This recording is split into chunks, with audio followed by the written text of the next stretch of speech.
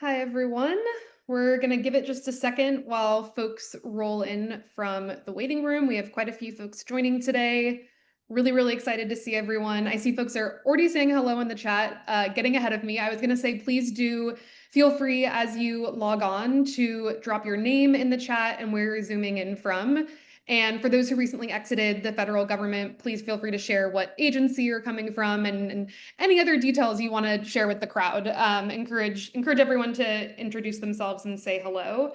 And want to just thank you for being here today and taking time out of busy schedules to join this session. I know we have a wide range of folks in the audience and are really excited for today's conversation with our three guests slash panelists. I'm Caitlin Lewis, which would have been a good thing to start with. I'm the executive director of Work for America.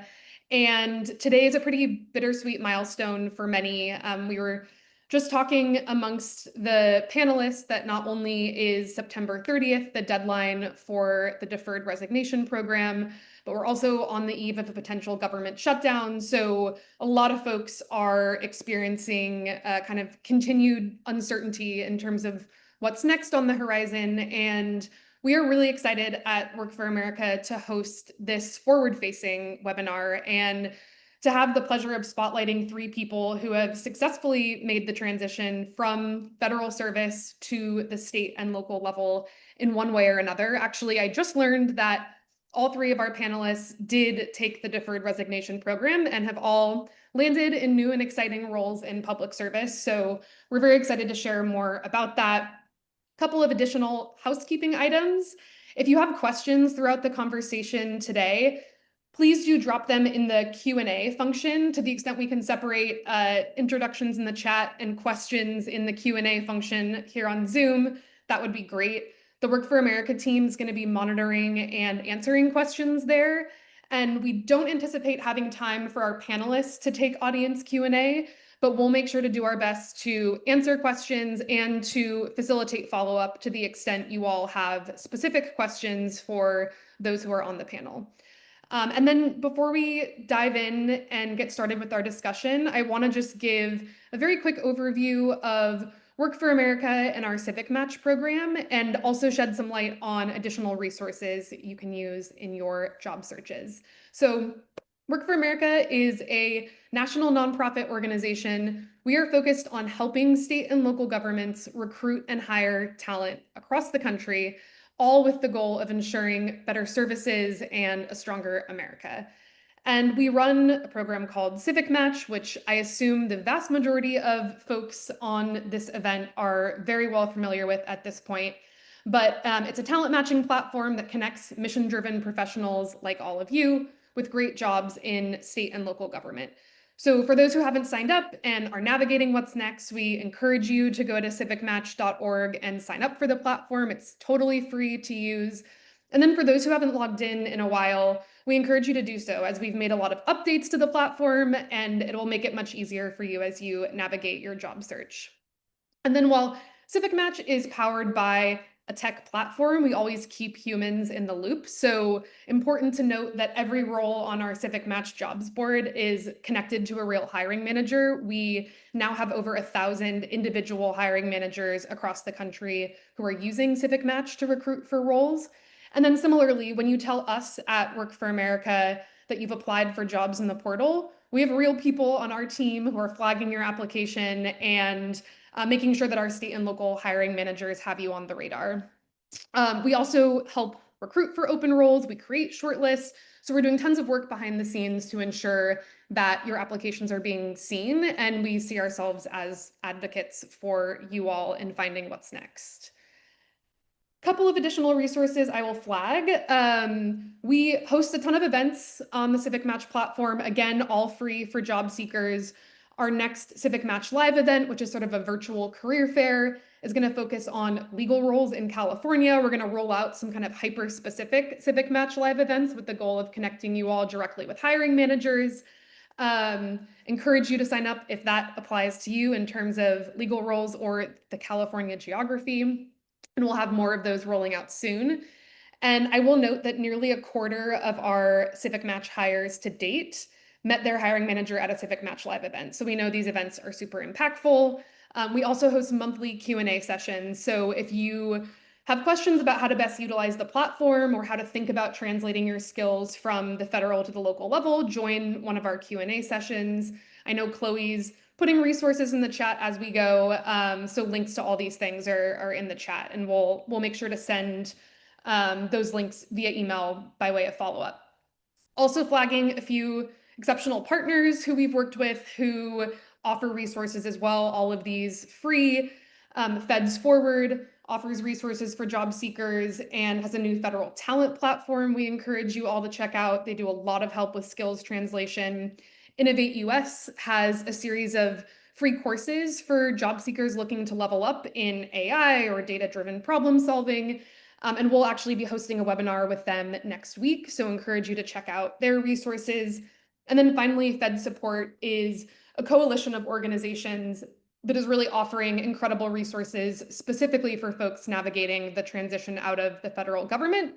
And they've made a free guide on navigating the Deferred Resignation Program. So all these links are in the chat. We'll send them out, but just encourage you to check out these additional resources.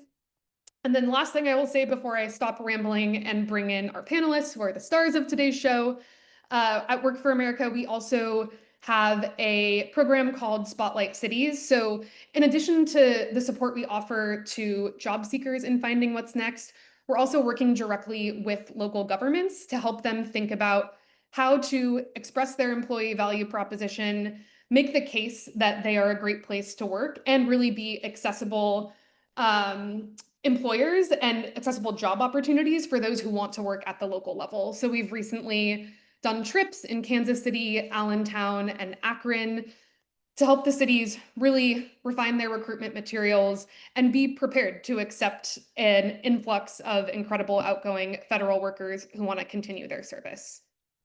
Okay.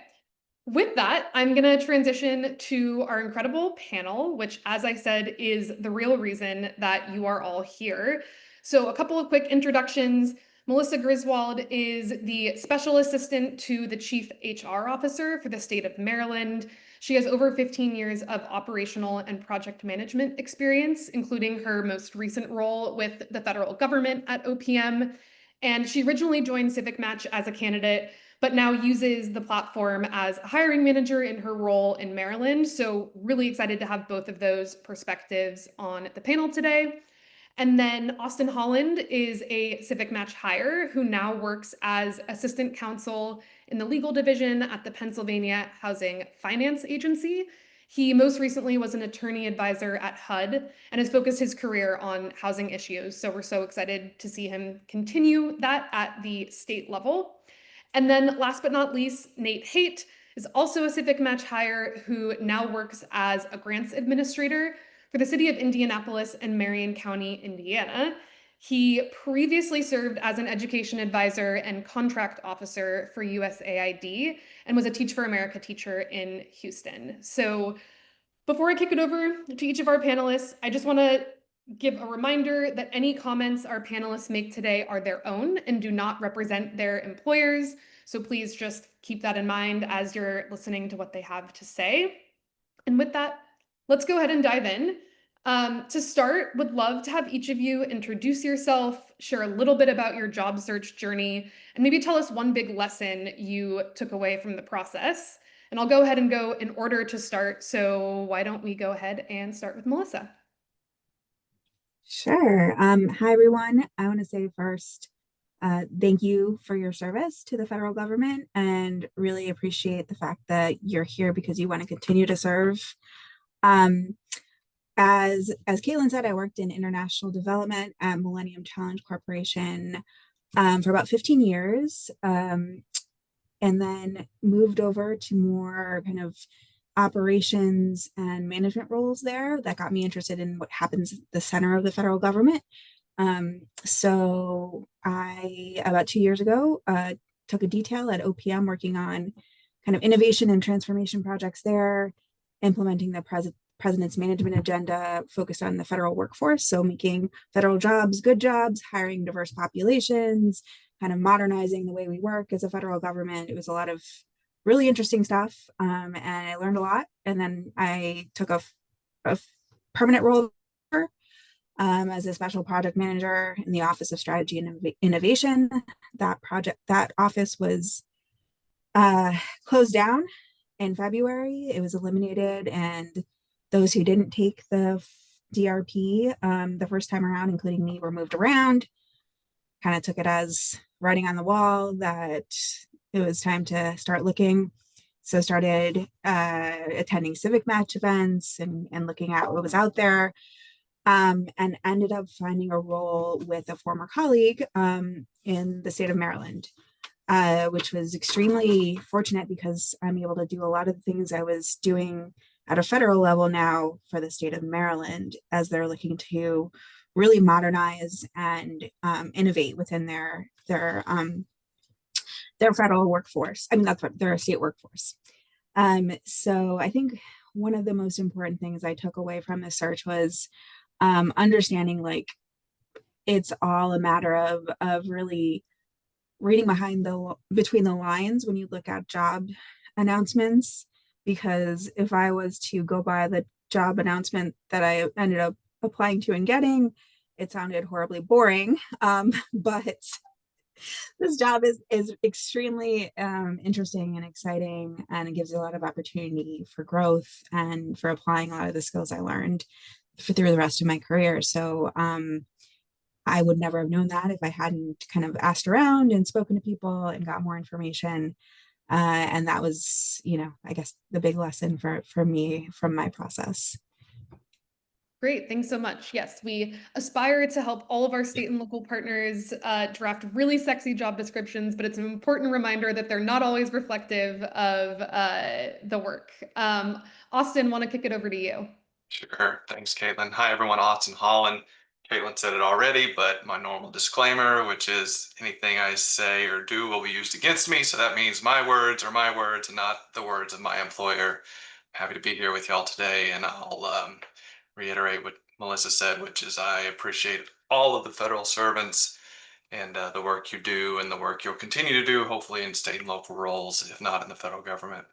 I'm currently at the Pennsylvania Housing Finance Agency, which is a state level agency focused on various housing issues such as affordable housing, construction, home ownership, stuff like that. Before that, I was at the U.S. Department of Housing and Urban Development, where I was in their Office of General Counsel and helped write regulations um, for the policy and program offices. Um, I got a job through Civic Match, thanks, which I'm sure we'll talk about more. The reason I went on my job search is because HUD, like many, or actually probably all federal agencies, removed telework policies and remote policies pretty widely. I live in Lancaster, Pennsylvania, and was working out of headquarters in DC. So I had to temporarily live in DC for a while during the week and was only at home on the weekends with my family, which is not a long-term solution. So in addition to some tomfoolery that was going on at HUD, I decided to leave and landed at a great place. My probably biggest takeaway is state and local jobs want to hire federal employees, especially if those state and local jobs are places that are regulated by or get money from federal agencies, because you really give an inside view that can help them, even if they don't know it. And, my biggest suggestion is to really figure out how you can bring value from your experience. And I look forward to talking today. Great, thank you so much, Austin. Nate, gonna kick it over to you. Thanks, Caitlin, and thanks to Melissa and Austin. I'm Nathaniel, or Nate Haight. I'm grateful to be here with all of you today as people committed to public service. Really, as Melissa and Austin said, feel for what you're all going through, but wanted you to know that there's hope and opportunity out there, and so grateful to be on the panel. As Caitlin shared, I'm the grants administrator for the city of Indianapolis, and Marion County.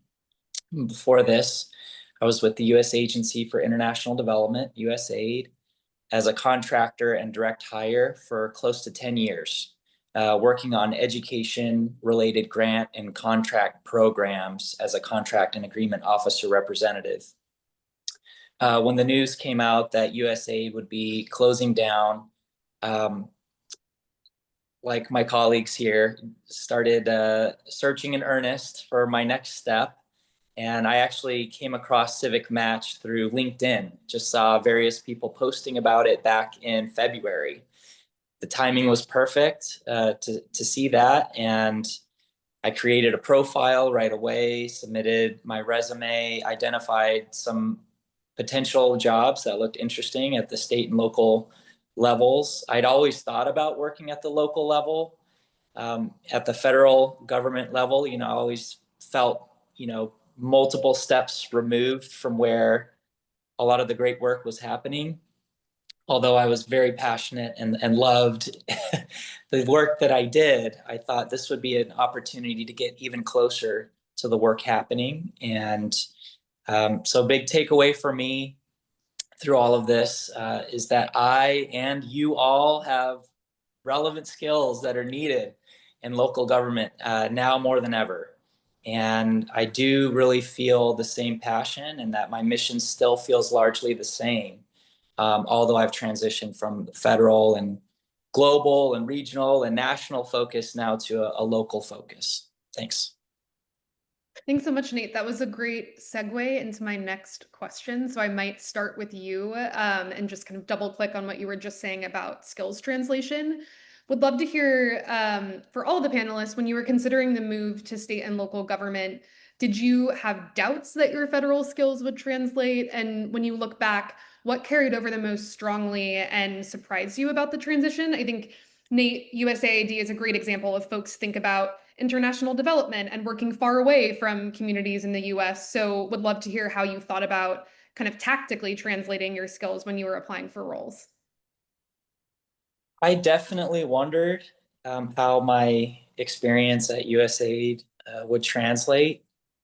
I used a lot of the resources from Civic Match, and ChatGPT was a good friend to help translate a lot of the work that I did, the federal government level, and how to speak to that in a local context. And I definitely did find, as I did my own searching and went through some of the Civic Match resources, that I did have a lot of skills that would translate. For me in particular, grant and contract compliance, performance management, teamwork and interpersonal skills, finding data-driven solutions, systems thinking. Those were all things that I felt and found that I could really speak to impact that my work had at the federal level, that I could speak to being able to bring that experience to the local level. And hiring managers that I spoke with, they were very appreciative of that, and that those were things that they were absolutely looking for. So yeah, I would say in this transition, as all of you here on the webinar today are thinking about it, definitely work on translating all those acronyms at the federal level, spelling out more what that work actually has been that you've been doing, to be able to connect that work that you've done to outcomes at the local level. Don't undersell your federal experience at all.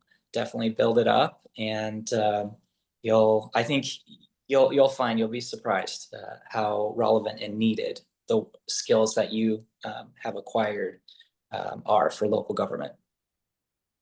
Thanks so much, and love the point about using ChatGPT as a partner. I think one of the things we've heard about is being really specific in prompting. And when you're asking queries of an AI, say something like, pretend you're a local government hiring manager in X city and you only have experience working for your city. If I said XYZ to you, how would you receive it? And how could I translate it or make it a little more resonant for the audience that I'm speaking to? So love that you were able to use it successfully.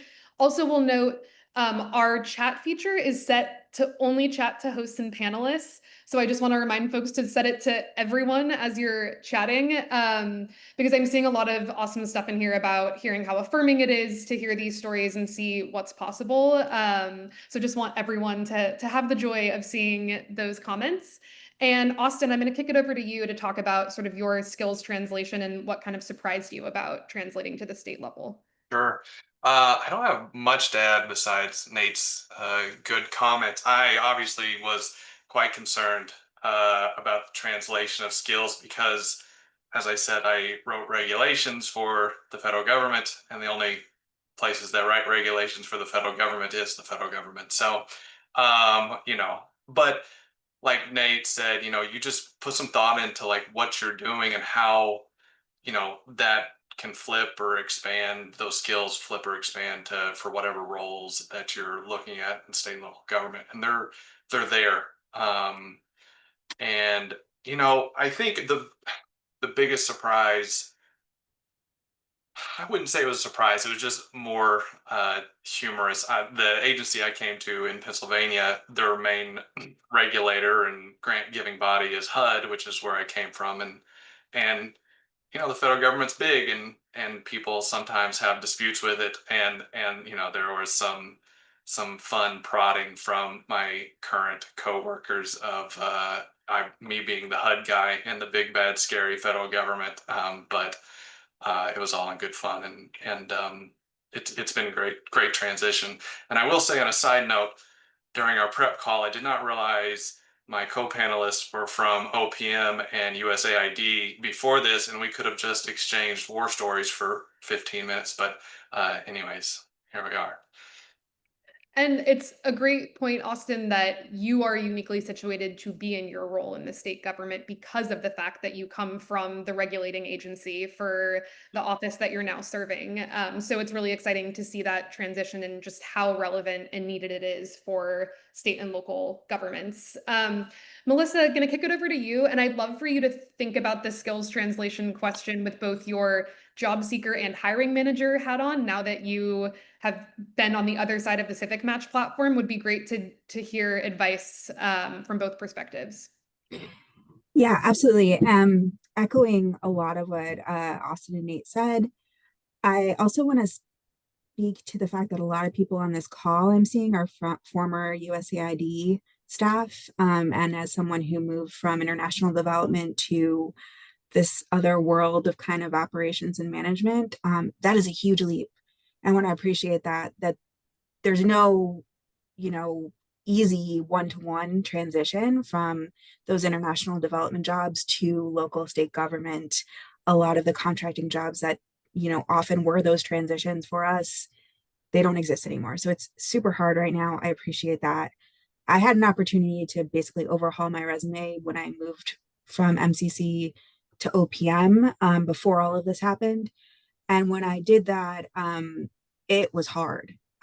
Yes, de-jargonizing, if that's a word, was the big challenge. So not only taking all of the agency specific acronyms and terminology out of my resume, but also thinking about things that were specific to the industry. Like no one in OPM understood anything about international development and what I had done with my life for 15 years, but they did understand project management, change management, communications, and how to manage internal and external stakeholders effectively. They understood strategic planning and everything that goes into that. Diplomacy is huge. I mean, your ability to work in integrated teams. I don't think anyone can match the skills that international development experts have there, because you're working not only across different sectors, but also across different countries. Another thing that carried over is this understanding the situation, like kind of situational awareness or systems thinking. So knowing that everything is connected that we do as practitioners, right? And that you need to have a big picture awareness of what your actions are going to be doing and how they impact a whole set of stakeholders. So that's been huge. It's useful universally. And I think showing how you've done that in your previous roles can be super impactful.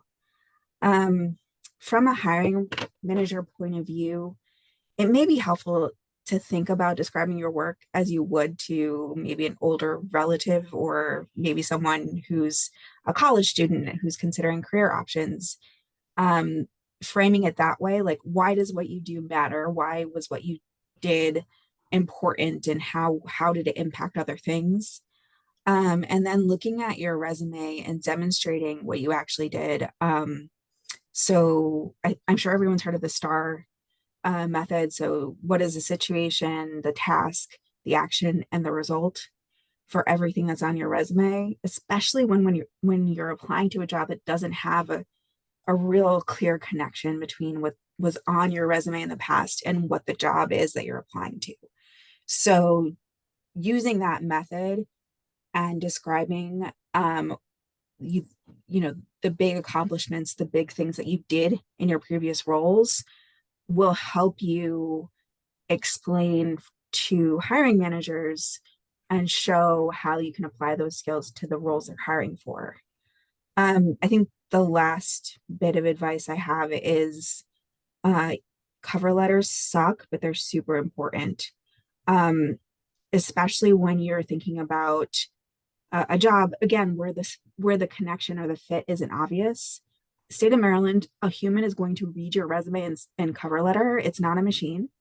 So tell me why you're applying for the job, why you're interested, and then how you're going to fit in the role. And that can make all the difference.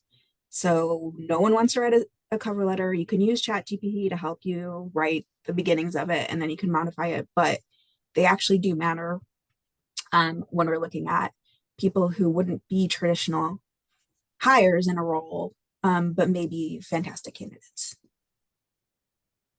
That is such a good point, and I will underscore the importance of cover letters and making it personal to the roles you're applying for. We just hired for a role that had 600 applications, and we read every single cover letter, and it was sometimes the cover letter that got the screening interview.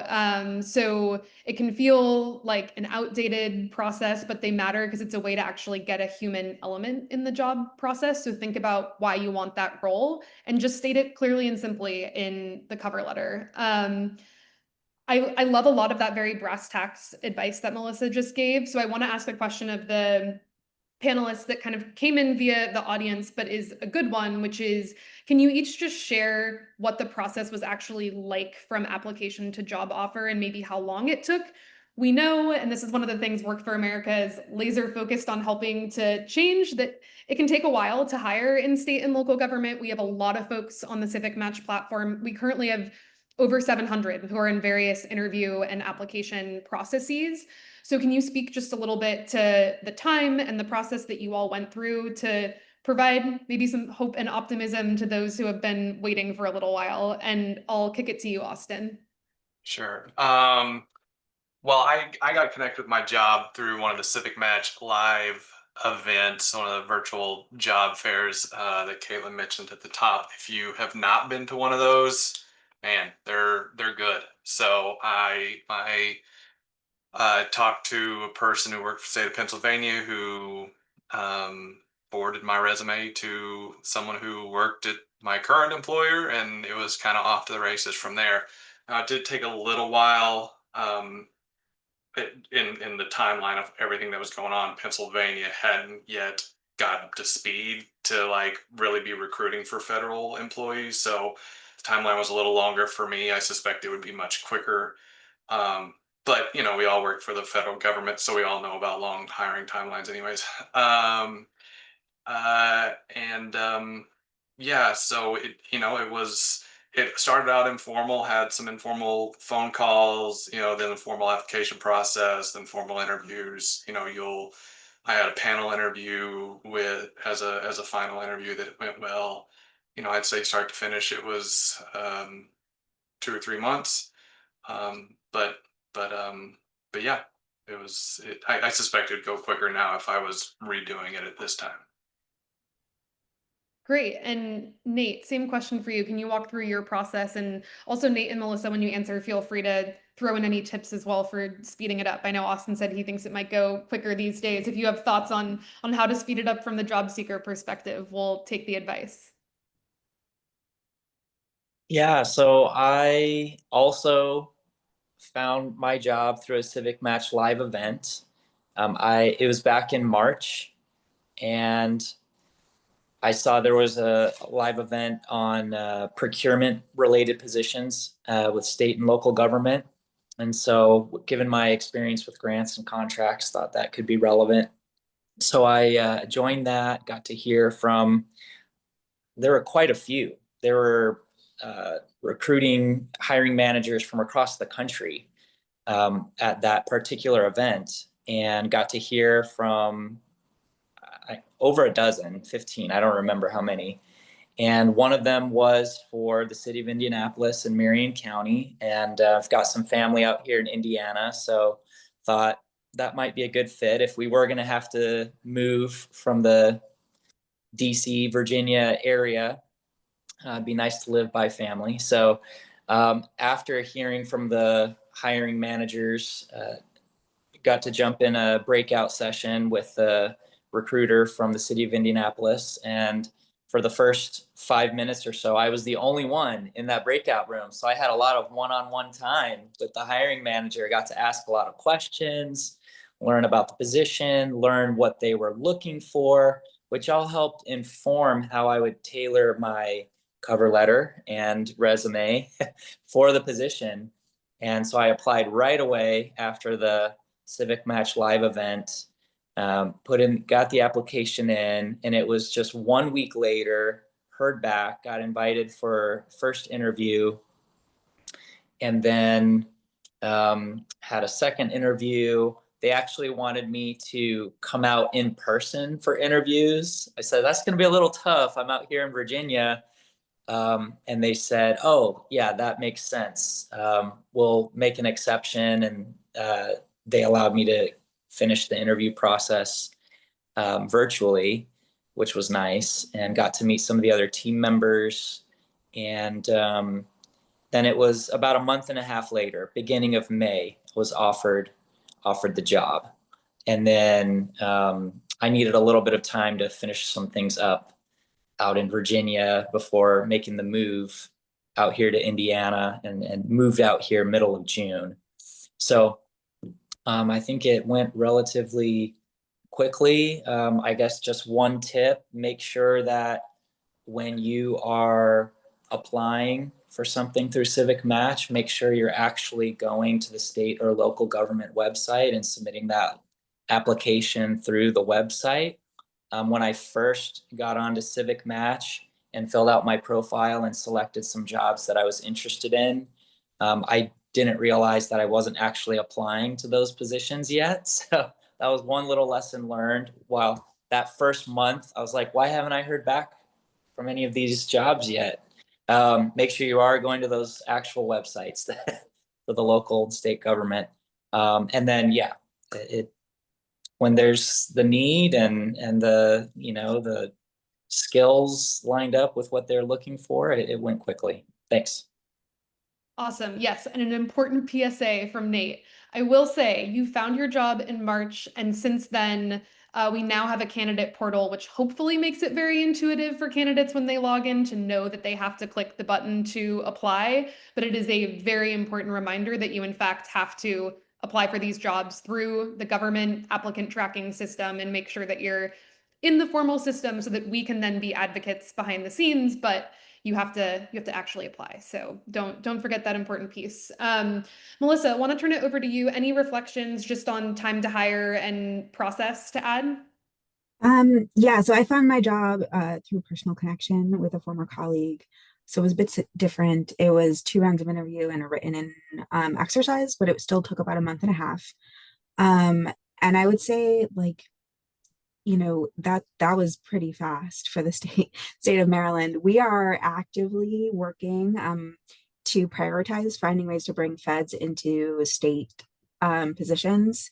We're a partner with Civic Match, so we have several, I know we have several opportunities posted on the website right now. It's hard, right? Because there's a bunch of different buckets that these jobs fall into, similarly to federal jobs. There's contract positions, there's regular federal employee positions, so similarly to a regular federal position. And then there's also at-will positions. So the advice I would say as you're looking at these different types of jobs is don't be afraid to apply to a contract role or an at-will role, because often the benefits are equivalent, and with contract roles in particular, conversion is pretty common. So don't skip out looking at the contract positions open on these local and state websites when you're looking at opportunities. That's the only thing I would add. Yeah, that's a great point, and definitely resonates from my experience in local government. Is getting in the door is really the first step, and conversion is really high once you've landed a role and an opportunity to kind of get to know folks and start the work. I want to zoom out a tiny bit. I know we've talked a lot about the job search process, the translation of federal skills to the local level. I've worked in both federal and local government. I love local government. I think it's one of the greatest places you can land from a career perspective. And so would love for you all to talk about what it's been like landing at the state or local level, maybe what's different in terms of culture or the day-to-day work, and just anything that stands out as unique to this kind of new public sector experience that you all are having. And I'll kick it to Austin to start. Sure. I mean, what's different, I think, from my perspective, my work's a little different. I focus on different areas of the law, but my skills still translate. I think the closer you get local and state, the closer you are to the people on the ground. HUD is largely, I mean, essentially a bank and an insurance company. So, we're HUD kind of funnels money out to states and localities and stuff like that, but doesn't a lot of time work directly with the people. And so the closer you get to it, the more you see your direct impact, which I try to avoid because I'm sensitive and people's sad stories bother me. So, but I'm glad to be closer to the work and getting to see how that work is done and has really. I feel like now working on the state level, my public service career is much more well-rounded, and yeah, I see a lot more of the good of the work that I do. That's great. Melissa, I'll kick it to you. Yeah, I think being closer to the impact of what you do is huge. I think there's a lot of focus still on service to the citizens, but your citizens that you're serving are your neighbors versus people across the country, which is kind of awesome. The other thing I would say is if you thought we were resource limited in federal government, wait till you get to local and state government. The budgets are tight, the resources are limited, and people are always just trying to do the best they can with what they have. So we're all familiar with that. It's very much the same, but like times 100, where when you get to local government and state government. The other thing is I think there's fewer processes in place, fewer kind of requirements and like, I don't know, for example, record keeping. Like we're all used to the federal record keeping laws and requirements. That's not necessarily strongly enforced at the state level. So trying to find records on something is a challenge. That's just one thing that stands out to me from recent experience. So I think it's just like taking the federal experience and kind of like magnifying the challenges, but also magnifying the ability to have an impact has been my experience. Great. Thank you so much. I love hearing you say that the people you're serving are your neighbors, which I think encapsulates state and local service so well. Nate, you are our sole city government employee on the call. Would love to hear your reflections on what it's like to be in a local government. Yeah, I loved what Melissa said and what Austin said. Even just driving into work this morning and looking around, like I'm living in the community that I'm serving.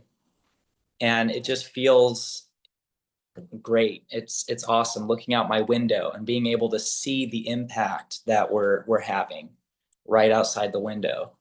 I look at our garbage can that we take out to the curb each week, and it has DPW, Department of Public Works. I'm like, oh, those are my colleagues, just right on the other floor here. So it is really cool to be living here, serving, my neighbors, so it's supporting in a direct way my own family, and being able to know more intimately what the challenges are because I'm living here and I'm experiencing them myself. My kids are in the schools here in our county, in our city, and knowing what's needed and being able to contribute directly to the solutions through the grant programs, the grants that we're seeking, although we know that's a challenge right now too with less funding opportunities, but seeking out philanthropic organizations and others. So it's really neat, and I love that part of the work. And at USAID, we always talked about localization. That was the big word all the time. We're trying to find local solutions. Well, now I get to be a part of the local solution. I'm here and I'm learning what those local needs are. And so it's really motivating and inspiring. Thanks. Thanks so much. I love so much of what you said. And in surveys that we've done with folks on the Civic Match platform, we know that a majority are actually open to relocating. So love hearing the actual story of you moving from Virginia to Indy, Nate, especially because it's a place where you have roots, and just encourage folks in our Civic Match live events to do what Nate did and jump into one of those breakout rooms where maybe there's only one or even zero candidates in the room, and just get to know some of the local governments that are really, really incredible. And as Melissa said, sometimes the job description really does not do justice to what it's like to get to work on the local level. So appreciate that perspective and everything you just said. Noting we're a couple of minutes until we wrap our event today, I want to just kick it to the panelists for any final reflections, whether on just public service in general, now that you've experienced multiple levels of public service, or any last pieces of advice that you want to give folks on the line. And we'll go in reverse order. I'll start with Nate. Thanks, Caitlin. And just thanks for everyone for joining today. Just want to encourage you that there is light, there is hope and opportunity, and so much need. Make sure to give yourself grace. The transition is hard, but it is full of possibility and opportunity. Be open to roles that may not look like a perfect match on paper initially, but align with the purpose and drive that you have in mission, and your federal experience, again, just to reiterate, is needed in local government now more than ever. Couldn't agree more. Melissa, we'll kick it to you. Yeah, so I think we all know the job hunt is discouraging and somewhat demoralizing right now. It's very hard, especially in this area, in the local DC area. I think about ways to keep your confidence up, to keep your your ability to really speak to the value you bring at your fingertips. One way to think about that is, are there opportunities for mentoring for local community colleges or your local high school? Are there ways to volunteer, places where you can bring some of those skills that you've spent so long building up to people? And they might be good opportunities to connect, to make connections, and find eventually potentially an opportunity you wouldn't have heard of otherwise.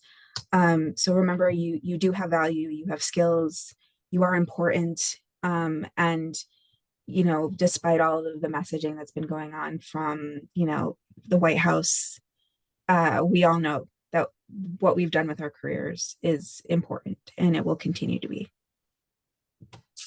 Thanks so much. Yeah, I love seeing in the chat, do not let imposter syndrome take over. And I think that's resonant in what you just said, Melissa.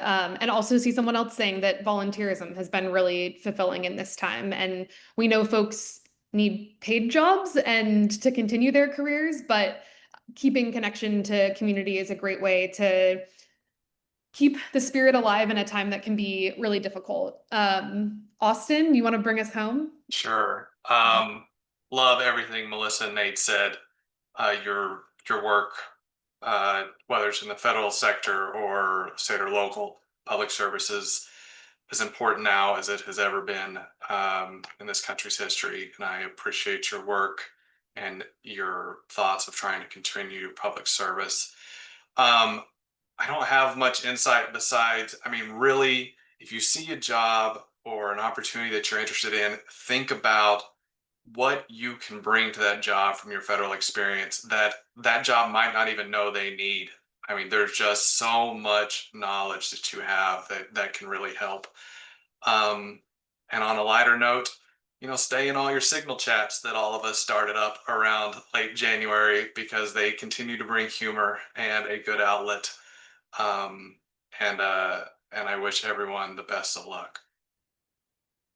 Thanks so much. Yes, I was sharing this in the green room earlier, but we like to, at Work for America, operate with optimism and humor without being naive, is what we often say. But I think humor is a really important note to end on, because we all need it, and laughing is good for the soul. So don't forget, even when things are genuinely really tough. So I just want to say thank you again to our panelists and to everyone who joined us today. We had nearly 200 people listening in on the webinar, and I know so many of you are navigating a time that is confusing and chaotic, particularly with today's milestone of the DRP concluding. Cannot underscore enough that Civic Match is here to help. If you don't already have a profile, please create one. If you haven't logged in a while, please do. As even Nate said, it has changed a lot since he was using it for the job search. So encourage you to go in and just see some of the new features and how it can be helpful in your search. And then we are here. We're real humans advocating for you. Our job is to support your job search. So you can reach out to Civic Match at Work for America with any general questions about your search or how to use the platform or how to navigate the jobs board. And then please reach out to support@workforamerica.org if you have any technical challenges navigating the platform or just need help resetting your password, etc.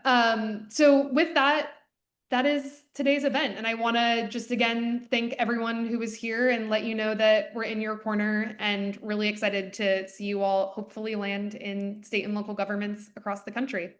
Thank you so much.